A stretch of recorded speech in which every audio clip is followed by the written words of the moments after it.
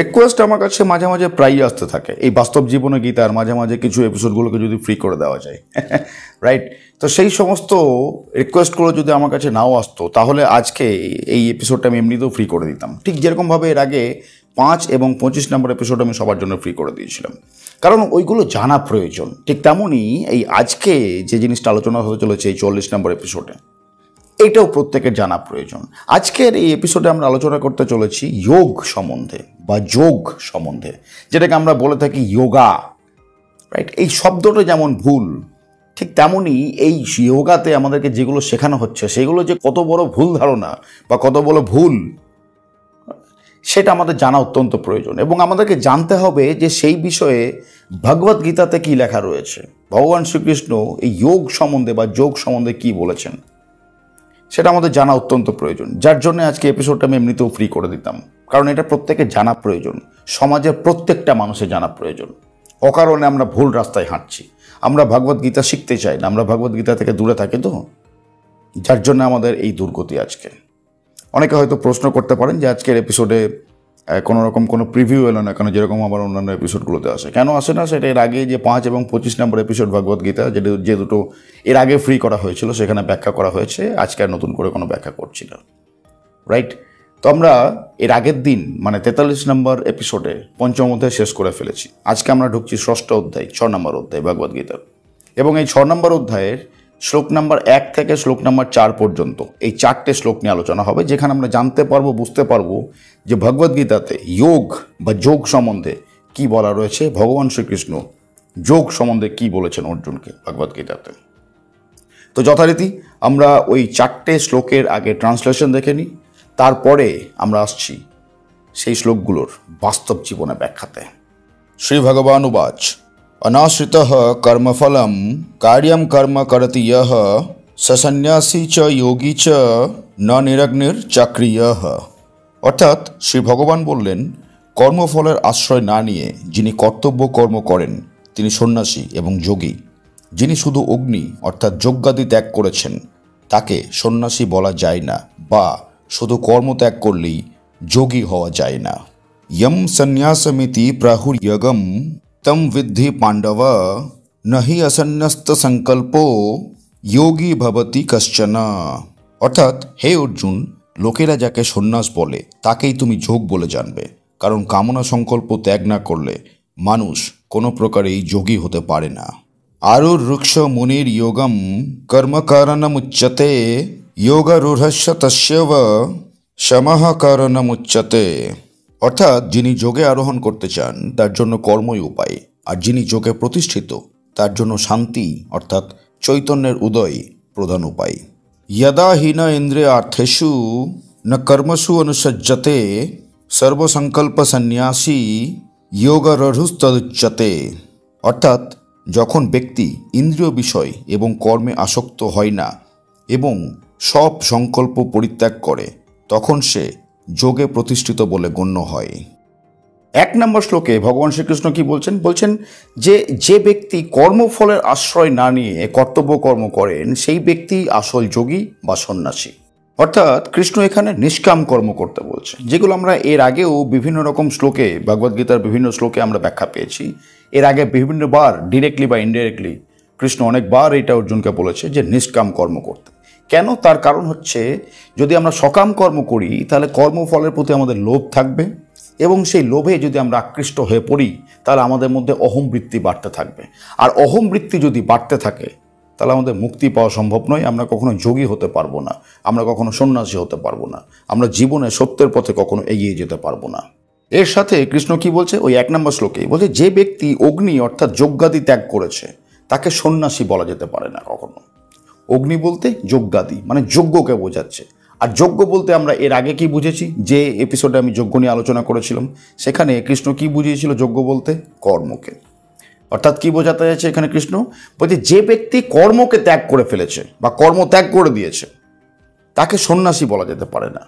আচ্ছা, এর আগেও আমরা দেখেছিলাম যে কৃষ্ণ এটাও বলেছিল যে কর্মকে ত্যাগ করেও কিন্তু মুক্তি লাভ করা সম্ভব। কোথায় বলেছিল কৃষ্ণ এটা? সন্ন্যাস যোগে। সেই কর্ম ত্যাগ করা আর এই কর্ম ত্যাগ করা দুটোর মধ্যে পার্থক্য আছে। এই কর্ম ত্যাগ করা মানে বোঝাচ্ছে বা এখানে যেটা বোঝানো হচ্ছে সেটা হচ্ছে যে কামচোর, অ্যাকচুয়ালি কামচোর বলতে যে ফাঁকিবাজ, এখানে কর্মত্যাগ করা বলতে সেই ফাঁকিবাজিকে বোঝানো হচ্ছে। আর কর্মযোগের বা কর্মযোগ তো নয়, যেখানে সন্ন্যাস যোগ বুঝিয়েছিলাম, তো সেই সন্ন্যাস যোগে কর্মত্যাগ করা সেইটা কি নিশ্চয়ই মনে আছে? যদি না মনে আছে সেই এপিসোডটা গিয়ে একবার দেখে নেবেন, রাইট? তো ওই কর্মত্যাগ করা আর এই কর্মত্যাগ করা দুটোর মধ্যে কিন্তু আকাশ পাতাল পার্থক্য। ওখানে কর্মত্যাগ করতে বলা হচ্ছে মুক্তি লাভের জন্য, অর্থাৎ নিজেকে কোনোরকমভাবে প্রকৃতির সঙ্গে আর কোনোরকমভাবে আমি যুক্তই রাখছি না, আমি পুরো ব্রহ্মে বিলীন হয়ে গেছি। ওই কর্মত্যাগ বলতে সেখানে সেই কর্মত্যাগ বলা হচ্ছে। আর এখানে কর্মত্যাগ বলতে যারা ফাঁকিবাজ তাদেরকে বোঝানো হচ্ছে। আর সেই জন্য শ্রীকৃষ্ণ এখানে আরও কিছু বলছে। এখানে বলতে 1 নম্বর শ্লোকেই কি বলছে? বলছে যে শুধু কর্ম ত্যাগ করলেই যোগী হওয়া যায় না। শুধু মানুষ যদি কর্মকেই ত্যাগ করে বসে থাকে তাহলে সে যোগী হতে পারবে না। যোগী হওয়ার জন্য কি করতে হবে? যোগী হওয়ার জন্য যোগ বুঝতে হবে, আর যোগ বোঝার জন্য বিয়োগ বুঝতে হবে, অর্থাৎ কোথায় থেকে আমি বিয়োগ প্রাপ্ত হয়েছি। এরকম ধরনের ব্যাখ্যা আমি আমার ভিডিওতে হয়তো 1-2বার দিয়েওছিলাম। কোনো ভিডিওতে হয়তো এই যোগ বোঝাতে গিয়ে এরকমভাবে আমি ব্যাখ্যা দিয়েওছিলাম, রাইট? তো তখন হয়তো অনেকে বিশ্বাস হয়নি আমার কথাগুলো, কিন্তু আজকে প্রমাণিত হতে চলেছে যে কৃষ্ণ কি বলতে চাইছে এখানে। তো এর পরের শ্লোকে কৃষ্ণ কি বলছে দেখুন, 2 নম্বর শ্লোকে কি বলছে কৃষ্ণ এখানে? বলছে, হে অর্জুন, লোকেরা যাকে সন্ন্যাস বলে জানে তাকেই তুমি যোগ বলে জানবে। ভালো করে বুঝুন এখানে কৃষ্ণ কি বলতে চাইছে। বলছে যেটাকে সন্ন্যাস বলা হয় সেটাকেই যোগ বলা হয়। সন্ন্যাস বলতে কি বোঝা হয়, মানে আমরা কি বুঝি, আমাদেরকে কি বোঝানো হয়? যে কোনো একটা আশ্রমে চলে গেলাম বা কোনো একটা জঙ্গলে চলে গেলাম বা কোনো একটা পর্বতে উঠে গেলাম, হ্যাঁ, সেখানে গিয়ে নির্দিষ্ট কিছু জামা কাপড় পরে নির্দিষ্ট কিছু ক্রিয়া প্রতিক্রিয়া করছি, নির্দিষ্ট কিছু মন্ত্র উচ্চারণ করছি, সেটাকে কি সন্ন্যাস বলে? একদম না। সন্ন্যাস বলতে এটাই বোঝায় যে এই প্রকৃতি থেকে আমার আর কোনো রকম কোনো চাওয়া পাওয়া কিছু নেই, অর্থাৎ আমি সন্ন্যাস গ্রহণ করলাম। তো যখন আমি প্রকৃতি থেকে নিজের সম্পর্ক একদম সম্পূর্ণ ত্যাগ করে দিলাম, তবেই না আমি ব্রহ্মের সঙ্গে সম্পর্ক স্থাপন করতে পারবো। আর ব্রহ্মের সঙ্গে সম্পর্ক স্থাপন করছি মানে যেখান থেকে আমি বিচ্যুত হয়েছি সেখানে আবার যুক্ত হওয়ার চেষ্টা করছি বা সেখানে আবার সম্পর্ক স্থাপন করার চেষ্টা করছি। আর এই জন্যই কৃষ্ণ এখানে বলছে অর্জুনকে যে যেটাকে সন্ন্যাস বলা হয় বা লোকে যেটাকে সন্ন্যাস বলে জানে বা মানুষ যেটাকে সন্ন্যাস বলে জানে সেটাই আসলে যোগ। যোগ ওটা নয় যে নির্দিষ্ট রকমের কিছু শারীরিক ব্যায়াম করছি। আবার বলে দিচ্ছি, এর আগেও বলেছি, ওটাকে বলে যোগ ব্যায়াম, ওটা যোগ নয়। কৃষ্ণ এখানে আরও বলছে কারণ মানুষ কামনা সংকল্প ত্যাগ না করতে পারলে কিছুতেই যোগী হতে পারবে না। বোঝাতে পারছি যে কৃষ্ণ কি বলতে চাইছে? কামনা সংকল্প ত্যাগ করতে বলছে মানে কি করতে বলছে? এই প্রকৃতির থেকে যত রকম টাইপের চাওয়া পাওয়া আছে, যত রকম এক্সপেকটেশনস আছে, সমস্ত কিছু ত্যাগ করতে বলছে। বাকিদের মতো নয়, অর্জুন হয়ে প্রকৃত গীতার বাস্তব অর্থ বুঝে বাস্তব জীবনে প্রয়োগ করে জীবনকে উন্নত করতে চান? মেম্বারশিপ নিয়ে এখনই জয়েন করুন বাস্তব জীবনে গীতা। মেম্বারশিপ নেওয়ার জন্য জয়েন বাটনে ক্লিক করুন। সমস্ত কিছু ত্যাগ করতে বলছে। মানুষের কি সম্পর্ক রয়েছে, রাইট? মানুষের কি চাওয়া পাওয়া রয়েছে, মানুষের কি প্রাপ্তি রয়েছে, মানুষের কি খ্যাতি রয়েছে, মানুষের কি ধন সম্পত্তি রয়েছে, মানুষের কি টাকা পয়সা রয়েছে, কার সাথে কি সম্পর্ক, এ আমার ভাই, ও আমার বাবা, ও আমার মা, এ আমার বউ, এ আমার ছেলে, এ আমার হাজব্যান্ড, ও আমার ওয়াইফ, ও আমার প্রেমিক, ও আমার প্রেমিকা, এই সমস্ত কিছু প্রকৃতি, সমস্ত কিছু প্রকৃতি। তো এই কামনা বাসনা যে সংকল্প, সেটাকে কৃষ্ণ এখানে ত্যাগ করতে বলছে। সেইটাকে যদি আমরা ত্যাগ করতে না পারি, এই বিষয়বস্তুগুলোকে যদি আমরা ত্যাগ করতে না পারি বলতে আমি মানে কৃষ্ণ এটাও বলছে না, আমিও এটা বলছি না যে যাও ত্যাগ করে দিলাম, আজকে থেকে আমার সঙ্গে কোনো সম্পর্ক নেই, যাও তোমরা চলে যাও, এরকম টাইপের ত্যাগ নয়। ঘাবড়ে যাবেন না। ত্যাগ বলতে কৃষ্ণ এটাই বোঝাতে চাইছে বা এখানে এটাই বোঝানো হয়েছে যে এই বিষয়বস্তুগুলো যেরকমভাবে রয়েছে থাক, আমি তাদেরকে তাড়িয়েও দিচ্ছি না, আমি তাদেরকে গায়ে মেখেও বসে থাকছি না। ভুলে যাবেন না কৃষ্ণ এর আগে কি বলেছিল। আবার এর আগে কোনো একটা এপিসোডে আলোচনা করেছিলাম যে না কারো জন্মতে আনন্দ করা উচিত, না কারো মৃত্যুতে শোক করা উচিত। কেন বলেছিল কৃষ্ণ এখানে এই কথাটা? বুঝতে পারছেন এবার কেন বলেছিল? অর্থাৎ কেউ জন্মাচ্ছে, কেউ আমার কাছে এলো, আমি কোনো রকমভাবে আনন্দিত হচ্ছি না বা কোনো রকমভাবে লাফিয়ে উঠছি না। মৃত্যু হলো অর্থাৎ কেউ আমাকে ছেড়ে চলে গেল বা কোনো বিষয়বস্তু আমার থেকে ছেড়ে চলে গেল, বিচ্যুত হয়ে গেল, তার জন্য আমি দুঃখী হচ্ছি না, কারণ আমি এই প্রকৃতির কোনো জিনিসের প্রতি আর কোনো রকমভাবে আকৃষ্ট নই। ওই জিনিসগুলো যদি রয়েছে তো রয়েছে, না রয়েছে তো না রয়েছে। সম্পর্ক, টাকা পয়সা, ধন সম্পত্তি, খ্যাতি, যাই হোক না কেন, যে কোনো এক্সপেকটেশনস, যে কোনো জিনিস এই প্রকৃতির রয়েছে তো রয়েছে আমার কাছে, না রয়েছে তো না রয়েছে। এক সময় এসছিল তো এসছিল, আজ চলে গেল তো চলে গেল। কোন এক সময় এসেছে, এখনও রয়েছে, যে কোনো দিন চলে যেতে পারে, চলে যেতে পারে। আমাকে নড়ানো সম্ভব নয়। কেন? কারণ আমি এই প্রকৃতির উপর আর ভরসা করে বসে নেই। আমি যেখান থেকে বিচ্যুত হয়ে এসেছি, সেই ব্রহ্ম থেকে, সেই ব্রহ্মে বিলীন হওয়ার প্রস্তুতি আমি শুরু করে দিয়েছি। সেই জন্যে এই বিষয়বস্তুগুলো কোনো রকমভাবে আমাকে প্রভাবিত করতে পারছে না। অর্থাৎ মানুষ আস্তে আস্তে এবার যোগ বুঝছে বা যোগ বুঝছে, এবং মানুষ ধীরে ধীরে আস্তে আস্তে যোগী হচ্ছে এবার, বা যোগী হচ্ছে, বা সন্ন্যাস হচ্ছে, বা সন্ন্যাস গ্রহণ করছে এই ধরাধামে থেকেই, সংসারের মধ্যে থেকেই। কিছুক্ষণ আগেই আমরা বুঝলাম যে যেটা যোগী বা যোগ সেটাকে সন্ন্যাস বা সন্ন্যাসী বলা হয়, এখনই বুঝলাম আমরা। এর পরে আসছে 3 নম্বর শ্লোক, এবং এই 3 নম্বর শ্লোকটা হচ্ছে সব থেকে বেশি গুরুত্বপূর্ণ, অত্যন্ত গুরুত্বপূর্ণ। এই যে আমাদের সমাজে যোগকে যেরকমভাবে যোগাতে পরিণত করে দেওয়া হয়েছে, সেটা যে কত বড় ভুল ধারণা এবার বুঝতে পারবেন। দেখুন কি বলছে কৃষ্ণ এখানে 3 নম্বর শ্লোকে। কৃষ্ণ বলছে এখানে, যিনি যোগে আরোহণ করতে চান তার জন্য কর্মই উপায়। ভালো করে বুঝুন এই জায়গাটা, মন দিয়ে বুঝুন। কি বলছে? বলছে যে ব্যক্তি যোগে আরোহণ করতে চায় তার জন্য কর্মই উপায়। আরোহণ মানে অর্থাৎ সে যোগ শুরু করতে চায় জীবনে, এবার তার জন্য তাকে কর্ম করতে হবে। 1 নম্বর শ্লোকে কৃষ্ণ বলে দিয়েছে যে কর্ম ত্যাগ করা চলবে না, নিজের রেসপন্সিবিলিটি, নিজের ডিউটি, সেটা ত্যাগ করা চলবে না, কর্ম তো করতেই হবে। তো যে ব্যক্তি যোগে আরোহণ করতে চায়, অর্থাৎ যোগে আরোহণ করতে চায়, আরোহণ করা মানে চাপা, কোনো কিছুতে আরোহণ করা অর্থাৎ চাপা, রাইট, অর্থাৎ কোনো জিনিস শুরু করা। তো বলছে কোনো ব্যক্তি যদি যোগে আরোহণ করতে চায়, অর্থাৎ যোগ শুরু করতে চায়, তাহলে তার জন্য কর্মই হচ্ছে একমাত্র উপায়। যোগ মানে তাহলে কি বোঝা গেল? ওটা নয় যে এক নাক দিয়ে নিঃশ্বাস নিচ্ছি আর এক নাক দিয়ে নিঃশ্বাস ছাড়ছি, কোনো ক্রিয়া প্রতিক্রিয়া করছি নির্দিষ্ট রকম ধরনের, নির্দিষ্ট রকম কোনো জায়গায় বসে, নির্দিষ্ট রকম কোনো সময়ের মধ্যে।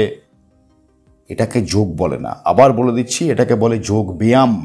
ওটা শরীরের জন্য কাজে লাগতে পারে, যেটা যোগ ব্যায়াম বলা হয়। কিন্তু যোগ ব্যায়াম আর যোগ সম্পূর্ণ আলাদা জিনিস। ইংরেজরা অনেক রকম আমাদের কাছ থেকে শিখে গেছে।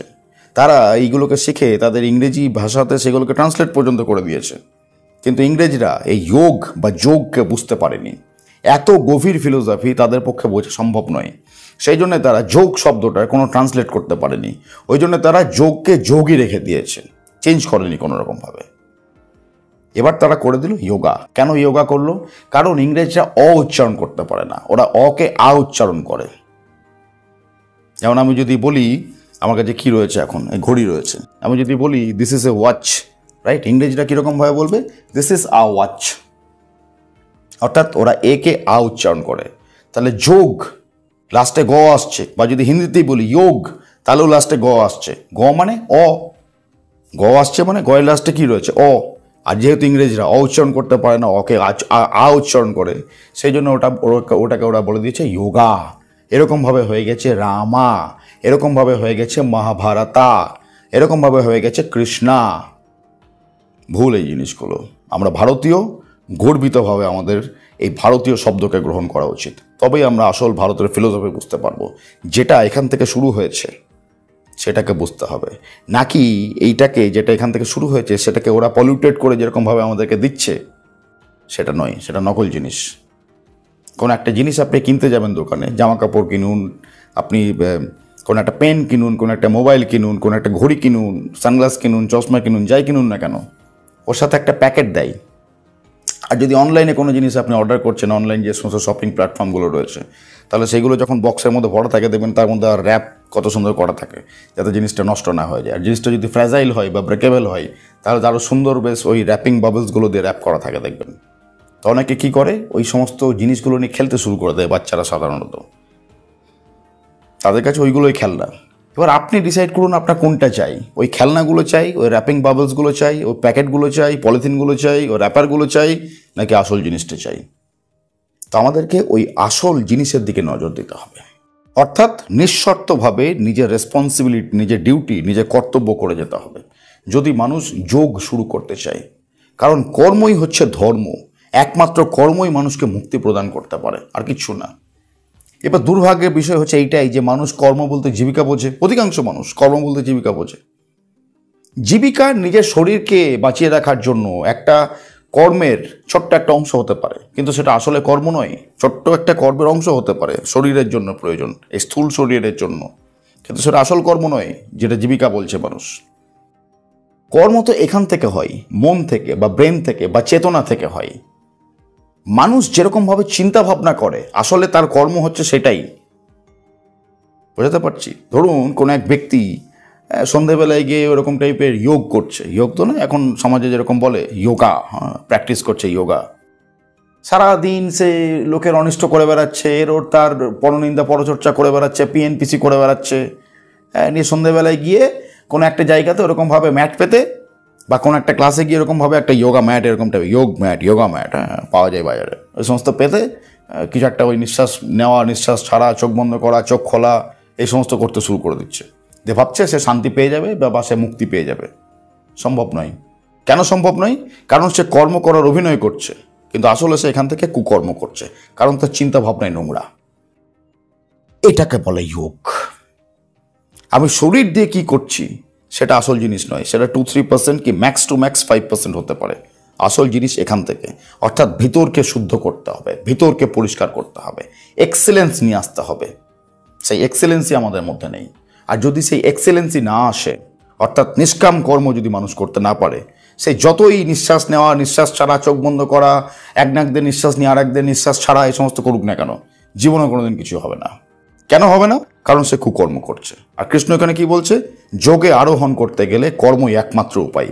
কৃষ্ণ এখানে কর্মের কথা বলছে, কুকর্মের কথা নয় বা অপকর্মের কথা নয়। এবং এই 3 নম্বর শ্লোকটা এখানে শেষ হচ্ছে না, এর সঙ্গে আরও কিছু বলছে। এতক্ষণ তো কৃষ্ণ এটা 3 নম্বর শ্লোকে এটা বোঝালো যে যারা যোগে আরোহণ করতে চায়, অর্থাৎ যোগ শুরু করতে চায়, সেখানেই আরও কিছু বলছে কৃষ্ণ এই 3 নম্বর শ্লোকে। বলছে যে ব্যক্তি যোগে প্রতিষ্ঠিত তার জন্য শান্তিই একমাত্র উপায়। শান্তি বলতে এখানে চেতনার উদয়ের কথা বলা হচ্ছে। এতক্ষণ ধরে 3 নম্বর শ্লোকের প্রথম অংশে বোঝালো যে যোগ যারা শুরু করতে চায় তাদের কথা। এবার বলছে যে যোগে যারা প্রতিষ্ঠিত, অর্থাৎ যোগ যারা শুরু করে দিয়েছে অনেকদিন আগেই, প্রতিষ্ঠিত হয়ে গেছে, আরোহণ করছেন আপনার, প্রতিষ্ঠিত হয়ে গেছে, কি বলছে? তাদের জন্য শান্তিই একমাত্র উপায়। শান্তি বলতে এখানে চেতনার উদয়ের কথা বলা হচ্ছে। বোঝাতে পারছি এতক্ষণ ধরে কৃষ্ণ কি বোঝাচ্ছিল? চেতনার উদয়ের কথা বোঝাচ্ছে। অর্থাৎ এখানটাকে শুদ্ধ করতে বলছে, ভিতরটাকে শুদ্ধ করতে বলছে, নিষ্কাম কর্ম করতে বলছে, লোভকে ত্যাগ করে কর্মফলের প্রতি কোনো রকম আশা না রেখে কর্ম করতে বলছে কৃষ্ণ। তবেই মানুষ বুঝতে পারবে যোগ। তা না হলে মানুষের মধ্যে একটা ইলিউশন ক্রিয়েট হবে, ভুল ধারণা যে আমি যোগ করছি বা আমি কি বলবো ওটাকে, যোগ প্র্যাকটিস করছি, যেটাকে সবাই বলে যোগা। ওই ইলিউশনের মধ্যে থাকবে, হবে না কিছুই। ওপর একটা ভেতর, ওপর একটা ওই রকম মানে কি বলবো, একটা ঠুঙ্কো একটা ভুল ধারণা ক্রিয়েট হবে, যেটা যে কোনো মুহূর্তে যে কোনো দিন ভেঙে চুরমার হয়ে যাবে। আর প্রত্যেকটা মানুষের সাথে হচ্ছেও এটা, যারা এই ভুল ধারণা নিয়ে বসে রয়েছে। শুধু যারা যোগা প্র্যাকটিস করছে তাদের কথা বলছি না, যারা এই সমস্ত সোকল্ড যোগা শেখাচ্ছে টিচার, আমি তাদের কথা বলছি। বিশ্বাস হচ্ছে না?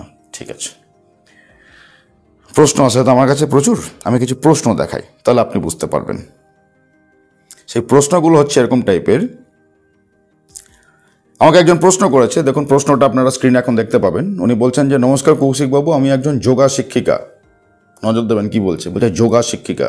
জানিনি না ইনি যে যোগ বলা উচিত ওটাকে, যোগা নয় বা যোগা নয়। কি বলছে তারপরে? বলছে বিয়ের পর প্রথম 2 বছর বেশ ভালোই সংসার করছিলাম, কিন্তু তারপর থেকে টক্সিক ফ্যামিলি মেম্বারদের জন্য তা আর সম্ভব হচ্ছে না। এখন আমার হাজব্যান্ডকেও ঠিকভাবে বুঝে উঠতে পারছি না, কারণ বুঝতে পারি না উনি আমাকে সাপোর্ট করেন নাকি করেন না। যোগা করি, আবার বলছে যোগা করি এবং শেখাই, তার জন্য হয়তো এখনও পর্যন্ত নিজের মনকে কোনোরকমভাবে সামনে রেখেছি, কিন্তু এভাবে তো বেশি দিন চলা সম্ভব নয়। এরকম অবস্থায় কিভাবে চললে নিজের জীবনকে উন্নত এবং সুন্দর করতে পারবো, এই বিষয়ে আপনার থেকে জ্ঞান লাভ করতে চাই। না, এই ব্যক্তি যোগে আরোহণ করেছে, প্রতিষ্ঠিত হওয়ার তো প্রশ্নই আসছে না। একটা ভুল ধারণা ক্রিয়েট করে রয়েছে, এবং সেই ভুল ধারণা এই ব্যক্তি শেখাচ্ছে পর্যন্ত সবাইকে। বোঝাতে পারছি যে কেন আমি এটাকে ইলিউশন বলি? দেখতে পাচ্ছেন এনার জীবনের অবস্থা। আরও একটা প্রশ্ন রয়েছে, আরও একটা দেখাই। আরও একজন ব্যক্তি আমাকে প্রশ্ন করেছেন, জীবনের সমস্যাগুলো দূর করার জন্য যদি পার্সোনাল কনসালটেশন নিতে চান তাহলে হোয়াটসঅ্যাপে যোগাযোগ করতে পারেন এই নম্বরে। আরও একজন ব্যক্তি আমাকে প্রশ্ন করেছেন, দেখুন এই প্রশ্নটা স্ক্রিনে দেখতে পাবেন।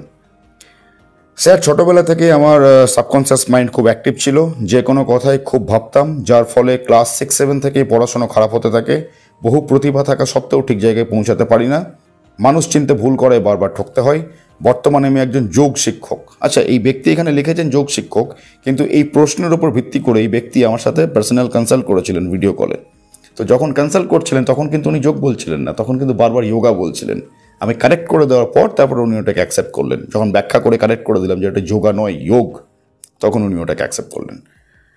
কিন্তু এখানে লিখেছেন যোগ, কিন্তু ওখানে বলছিলেন যোগা। যাই হোক, তারপর কি বলছেন শুনুন। আস্তে আস্তে নিজের পায়ের মাটি শক্ত করেছি, কিন্তু বর্তমানে আমি এক অদ্ভুত সমস্যায় পড়েছি। মায়ের সাথে আমার এক সমস্যা হচ্ছে, মা কোনো কথা বললেই, মা কোনো কেন বললো, কী জন্যে বললো, এই নিয়ে বসে পড়ছি, উত্তেজিত হয়ে পড়ছি, কি করব কিছু বুঝে উঠতে পারছি না। এর ফলে আমার সব কাজের ক্ষতি হচ্ছে, কিংবা বেশ কিছু ম্যানিয়াক টেন্ডেন্সি আমার মধ্যে আসছে। এই ক্ষেত্রে কী করণীয়, আমাকে যদি একটু গাইড করেন খুব উপকৃত হব। বোঝাতে পারছি এই সমস্ত ব্যক্তিরা না কোনোদিন যোগে আরোহণ করেছে, অর্থাৎ না কোনোদিন যোগ শুরু করেছে। যোগে প্রতিষ্ঠিত হওয়ার তো প্রশ্নই উঠছে না। কেন? কারণ কৃষ্ণ যেরকমভাবে যোগ শিখাচ্ছে এখানে, সেরকমভাবে তো যোগ আমরা শিখতেই চাইনি কোনোদিন। কারণ ভগবদ্গীতা থেকে তো আমরা তো ডিস্টেন্স মেনটেন করি না, ভগবদ্গীতা থেকে আমরা ডিস্টেন্স মেনটেন করি। আমরা আমরা সবাই প্রত্যেকে কৃষ্ণকে পেতে চাই, কিন্তু কৃষ্ণের যেটা সব থেকে উৎকৃষ্টতম বস্তু বা সব থেকে উৎকৃষ্টতম বিষয় ভগবদ্গীতা, সেটাকে আমরা নেব না। তাহলে কৃষ্ণকে পাবো কি করে? কৃষ্ণের শিক্ষা আমরা পাবো কি করে? রাইট? তো এই যোগকে যারা বুঝতে পারেনি, ওই পাশ্চাত্য দেশের লোকেরা, ইংরেজরা, তারা নিজের মতো করে একটা মন গড়া কাহিনী কিছু একটা বলে দিয়েছে। এই সমস্ত নিঃশ্বাস নাও, নিঃশ্বাস ছাড়ো, এখানে বসো, এরকমভাবে বসো, এরকমভাবে করো, এই এক চোখ বন্ধ করে দাও, এই চোখ দিয়ে দেখো, এই নাক দিয়ে বন্ধ করে দাও, এই নাক দিয়ে নিঃশ্বাস নাও, মুখ দিয়ে নাও, নাক দিয়ে ছাড়ো, নাক দিয়ে নাও, মুখ দিয়ে ছাড়ো, এই সমস্ত শিখে গেছি, যে সমস্ত করছি, আর বসে আমরা ধ্যান করছি। শরীরকে চুপচাপ বসিয়ে রাখলে কি হবে? ভেতরে মন তো চঞ্চল, শরীরকে এক জায়গায় চুপচাপ স্থিরভাবে বসিয়ে রাখলে কি হবে? এখানে তো অনেক কিছু চলছে, এই জায়গাটা স্থির হচ্ছে কি? এই জায়গাটা স্থির হচ্ছে কি? হচ্ছে না। এই সমস্ত অ্যাক্টিভিটিগুলো করলে কি আমাদের এই জায়গাটাকে স্থির হবে? হবে না। কীরকমভাবে স্থির হবে? তার জন্য এখান থেকে পরিষ্কার হতে হবে, আগে নিষ্কাম কর্ম করতে হবে। আর কৃষ্ণ এখানে পরিষ্কারভাবে সেটা বলছে। সেটা কতজন যোগ শিক্ষক আমাদেরকে শেখায়, বা আমরা কোথায় গিয়ে শিখতে পারছি? সেটা না শিখতে পারছি, না শেখানো হচ্ছে, যার জন্য আজকে আমাদের এই অবস্থা, এত দুর্গতি আজকে আমাদের এই জন্য। এবার অনেকের হয়তো মনে হতেই পারে যে আমি মন গড়া কাহিনী বলছি। না না না না, যোগ ক্লাস, আপনি তো ঠিক আছে যোগ ক্লাস বলছেন, বলুন। আসলে তো আমরা যোগা বলি, ঠিক আছে, আপনি যোগ বলছেন, সেটাকে আমরা মেনে নিলাম, কিন্তু যোগ ক্লাসে বা যোগা ক্লাসে এই সমস্ত হয় না, অন্য কিছু হয়। আচ্ছা ঠিক আছে, তো আমি গুগলকে জিজ্ঞেস করলাম। আমি তো কোনোদিন এই সমস্ত আলতু ফালতু ক্লাসে যাইনি, ফালতু ফালতু জায়গাতে যাইনি। আমি ভগবদ্গীতা থেকে শিখছি বা শিখেছি এবং শেখাচ্ছিও। তো আমি গুগলকে জিজ্ঞেস করলাম যে যোগা ক্লাসে কি হয়। গুগল তো জানে যে আজকালকার এই সমস্ত ক্লাসে কি হচ্ছে। তো গুগল বলছে কি শুনুন। আমি গুগলকে স্পষ্টভাবে জিজ্ঞেস করলাম, লিখে গুগল সার্চে যোগা ক্লাসে কি কি শেখানো হয়। আমি যেহেতু মানুষ যোগা বলে, সেই জন্য যোগা লিখে সার্চ করেছি। তো গুগল কি বলছে দেখুন। যোগা ক্লাসে সাধারণত শরীরের ভঙ্গি, মানে আসন, যেটাকে বলছিলাম আমি যোগ ব্যায়াম, এই যে আসন, শ্বাস প্রশ্বাসের কৌশল এবং ধ্যান শেখানো হয়। এইগুলি শরীর ও মনকে একত্রিত করে, শক্তি, নমনীয়তা এবং মানসিক স্বাস্থ্যের উন্নতি করে। যেরকমভাবে মানুষ ব্যাখ্যা করে যোগাকে, গুগল ঠিক সেই জিনিসটাই ব্যাখ্যা করছে। কিন্তু ক্লাসে ধীরে ধীরে বিভিন্ন যোগাসনের মাধ্যমে শরীরকে নমনীয় করা হয় এবং শ্বাস প্রশ্বাসে কৌশল শেখানো হয়, যা মনকে শান্ত করতে এবং মনোযোগ বাড়াতে সাহায্য করে। কোনো প্রমাণ নেই। আচ্ছা, তারপরে কি বলছে? যোগা ক্লাসে আরও বিস্তারিত বিবরণ, শারীরিক ভঙ্গি অর্থাৎ আসন, এখানে যোগাসন বোঝাচ্ছে। রাইট? কি বলছে এখানে? বিভিন্ন যোগাসনের মাধ্যমে শরীরের বিভিন্ন অংশকে প্রসারিত ও শক্তিশালী করা হয়, যা নমনীয় ও স্থিতিশীলতা বৃদ্ধি করে। একটা জিনিস লক্ষ্য করুন, এখনও পর্যন্ত কিন্তু কোথাও চৈতন্য বা কোথাও চেতনা বা কোথাও কনসিয়াসনেসের কথা বলা হলো না, কিন্তু যেটা কৃষ্ণ বারবার বলছে, নিষ্কাম কর্মের কথা বলছে, সেটাও কিন্তু কোথাও বলা হচ্ছে না। যোগে প্রতিষ্ঠিত হলে কি করতে হয়, যোগে আরোহণ করতে গেলে কি করতে হয়, বা যোগে প্রতিষ্ঠিত হতে হলে কি করতে হয়, কোথাও কিন্তু লেখা নেই। দেখুন তারপরে কি বলছে। শ্বাস প্রশ্বাসে কৌশল, বিভিন্ন শ্বাস প্রশ্বাস কৌশল শেখানো হয়, যা মনকে শান্ত করে, স্ট্রেস কম করে এবং শরীরের অক্সিজেন সরবরাহ উন্নত করে। সব কিছু শরীর নিয়ে, চেতনা নিয়ে কিছু নেই, আত্মা নিয়ে কিছু নেই, ব্রহ্ম নিয়ে কিছু নেই। বোঝাতে পারছি? আচ্ছা, তারপরে কি বলছে? ধ্যান। যোগা ক্লাসে ধ্যানের মাধ্যমে মনকে একাগ্র করা এবং মানসিক চাপ কমাতে শেখায়। যোগা ক্লাসে পরিবেশে সাধারণত শান্ত, আরামদায়ক হয়, যেখানে একজন ব্যক্তি স্বাচ্ছন্দ্য বোধ করে এবং মন ও শরীরকে একীভূত করতে পারে। মন আর শরীরের কথা বলা হলো, কিন্তু চেতনার কথা একবারও বলা হলো না। যোগা ক্লাসে যোগদানের আগে কিছু বিষয় আলোচনা করা ভালো, যেমন ক্লাসের ধরন, শিক্ষকের অভিজ্ঞতা, ক্লাসের পরিবেশ ইত্যাদি। এই ধরন, পরিবেশ, অভিজ্ঞতা সব বলা হচ্ছে, শরীর, মন, এভরিথিং। নিষ্কাম কর্মযোগ নেই, চেতনা নেই, ব্রহ্ম নেই, সত্য নেই। সমস্ত কিছু প্রাকৃতিক বিষয়বস্তু নিয়ে কথা বলা হলো এখানে। গুগল যেটা বলছে, গুগল কি বলছে, যেরকমভাবে এই তথাকথিত সমাজে বিভিন্ন রকম টিচাররা যেরকমভাবে শেখায় ভুল, তারা নিজেরাও ভুল শিখেছে, তারা নিজেরাও জানে না। কারণ তারা যার কাছ থেকে শিখেছে তারাও সেই ভুলই শিখিয়েছে, তারাও যার কাছ থেকে শিখেছে তাদের কাছ থেকে তারা ভুলই শিখে আসছে। কারণ শিখছে কোথায় থেকে? ইংরেজদের কাছ থেকে। আর ইংরেজের আমি কি বললাম, যোগ বুঝতেই পারেনি, যার জন্য ওরা বলে দিয়েছে যোগা। গোড়াতেই গলদ। আর এই চেন, এই ভুল চেন একের পর এক জেনারেশন বাই জেনারেশন চলে যাচ্ছে।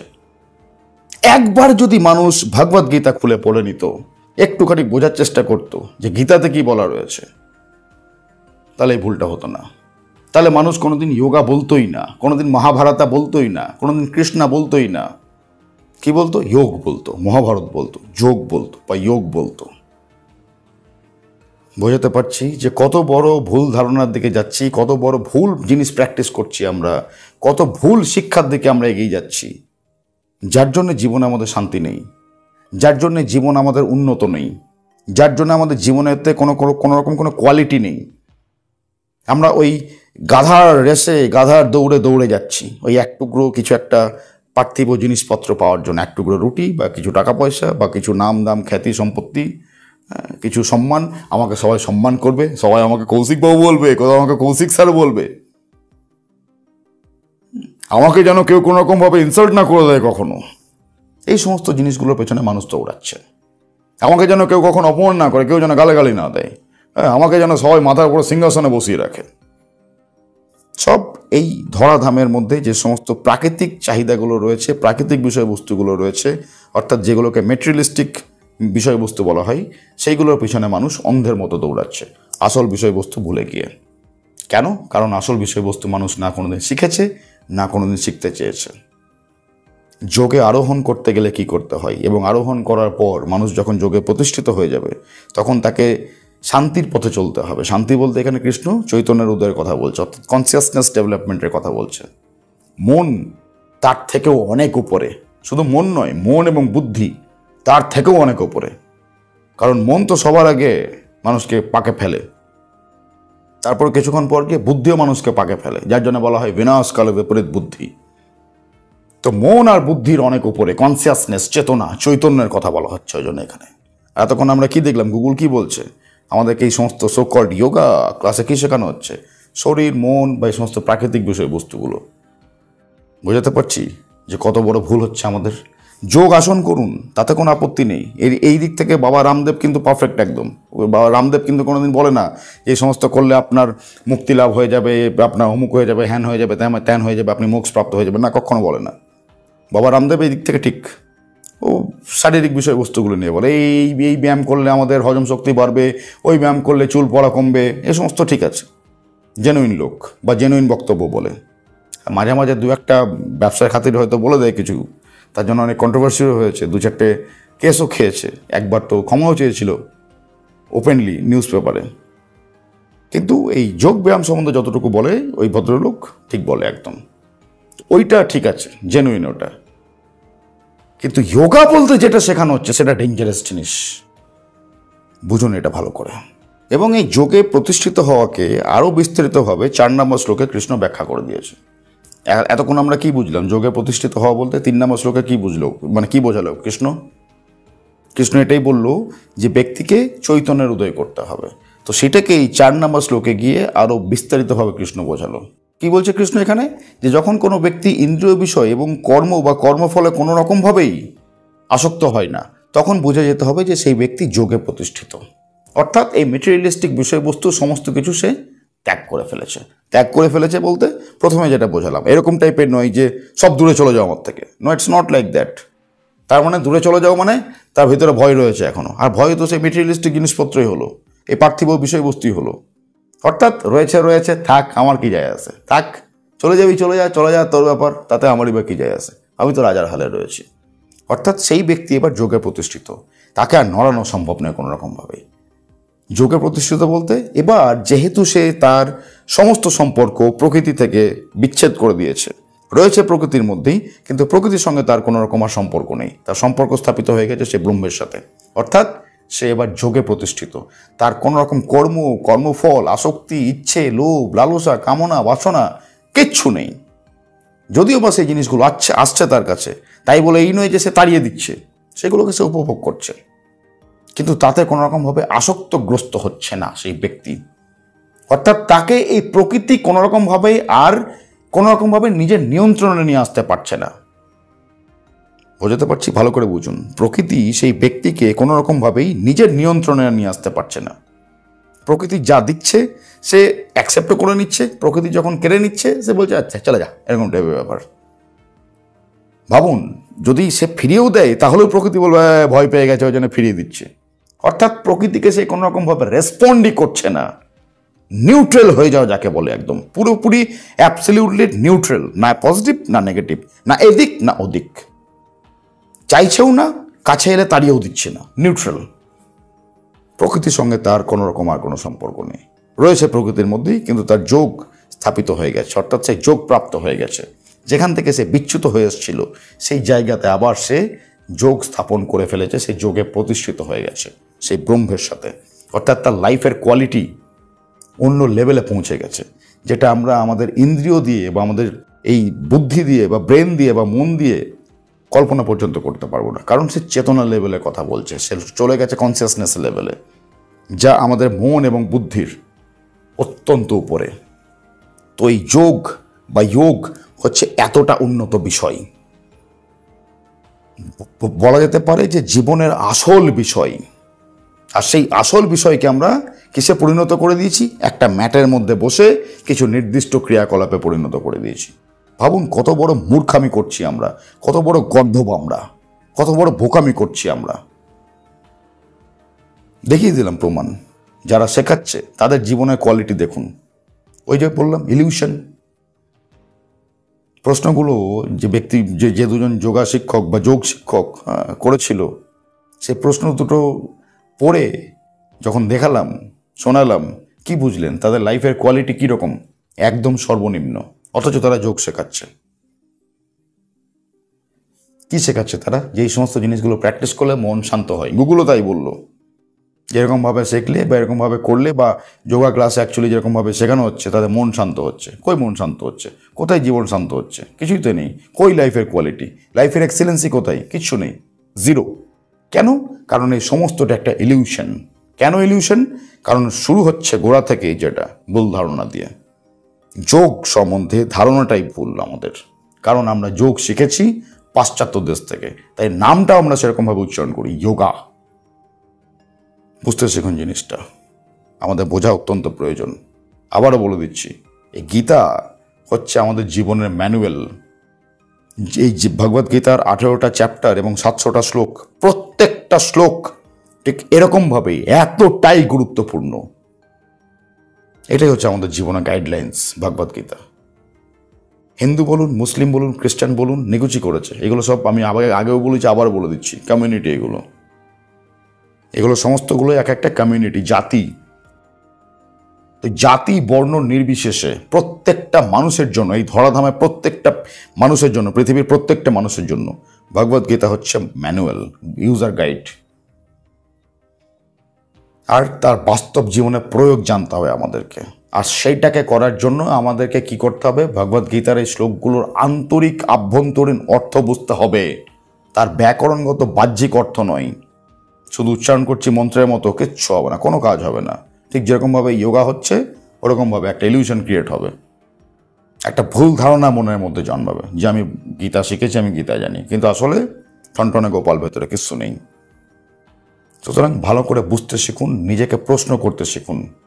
আবারও বলে দিচ্ছি, ওই যে এক্সাম্পলটা দিলাম, অনলাইন প্ল্যাটফর্ম থেকে কিছু একটা কেনা হলো, সেটাকে র্যাপ করে দেওয়া হলো ভালো রকমভাবে যাতে সেটা ভেঙে না যায়। ওই যে সমস্ত বাবুল র্যাপারগুলো হয়, টপ টপ করে টিপলে যেগুলো পটপট পটপট করে ফেটে যায়। নিজেকে প্রশ্ন করুন, ওই খেলনাগুলো চাই আপনার নাকি আসল জিনিসটা চাই?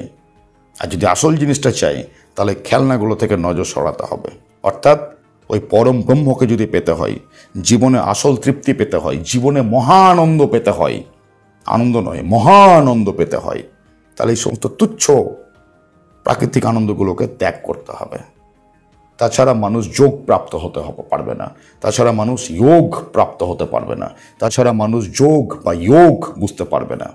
আর যদি মানুষ যোগ বুঝতে না পারে তার জীবনটাই বৃথা। ভগবদ্গীতা এবং ভগবদ্গীতার বাস্তব জীবনে ব্যাখ্যা ছাড়া যোগ শেখা সম্ভব নয়। ভগবদ্গীতা এবং ভগবদ্গীতার বাস্তব জীবনে ব্যাখ্যা ছাড়া যোগ শেখা মানে অনেকটা ব্যাটারিবিহীন একটা টর্চ ব্যবহার করার মতো। বাকিদের মতো নয়, অর্জুন হয়ে প্রকৃত গীতার বাস্তব অর্থ বুঝে বাস্তব জীবনে প্রয়োগ করে জীবনকে উন্নত করতে চান? মেম্বারশিপ নিয়ে এখনই জয়েন করুন বাস্তব জীবনে গীতা। মেম্বারশিপ নেওয়ার জন্য জয়েন বাটনে ক্লিক করুন। বাস্তব জীবনে গীতার 5 এবং 25 নম্বর এপিসোড সম্পূর্ণ ফ্রি করে দেওয়া হয়েছে। এপিসোড দুটির লিংক এই ভিডিও ডেসক্রিপশনে পাওয়া যাবে।